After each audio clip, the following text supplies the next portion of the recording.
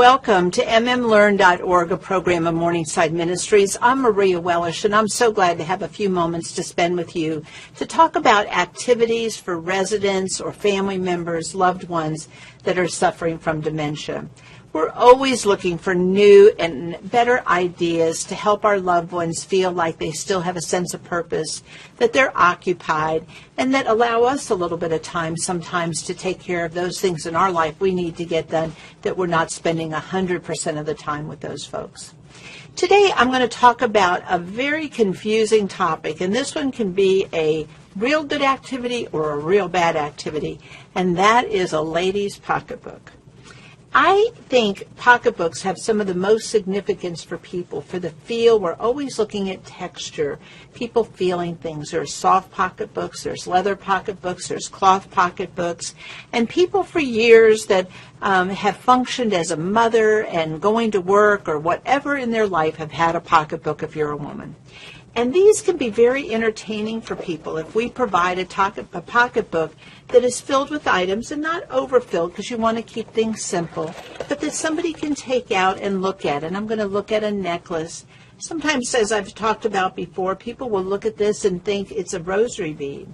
That if they start doing that, we may want to put in the pocketbook a rosary bead and some holy cards or a hymnal, something that when they go in it will give them a sense of peace, or pictures in their pocketbook of someone that they love. In my pocketbook, you're going to want to put a cell phone. Every woman seems to want some Kleenex in their pocketbook. Keys in a pocketbook, people can go through these. Now, this is a great idea if someone doesn't want to drive any longer and they're not exit seeking and they're not looking for their car. I would surely not put in a set of keys if someone is trying to want to still drive.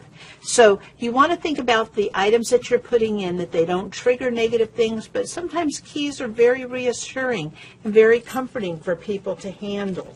Having a wallet inside. My mother loved putting things in and outside of her wallet, or a little box that you have something in. It might just have an emery board, or it might have pictures in it.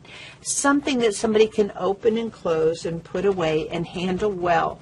Items that fit in their hand, items that are easy to use, and something that they would like. And I do like the ideas of little Kleenex packages.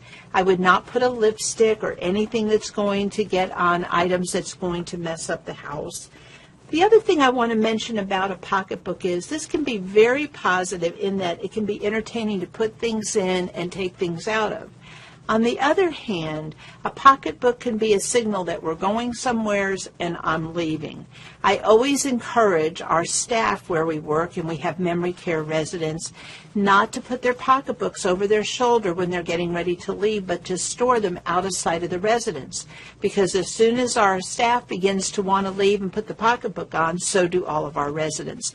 Remember that at home as well. When you're leaving, you might want to kiss your loved one goodbye on the head, or you might be leaving the house with them, someone else caring for them, but they might not need to see your purse going over your shoulder, so they won't want to follow and leave too. Great ideas for selecting what to go in here. Something that will interest them, something that will really engage them for a meaningful amount of time. A little book, a picture book. Like I said, many times spiritual or religious items are wonderful to put in a pocketbook. Ideas to be careful about, but also things that can be very exciting and a very appropriate item for a woman to have in her lap and to give to them. And I just suggest to think about, what would you put in that purse?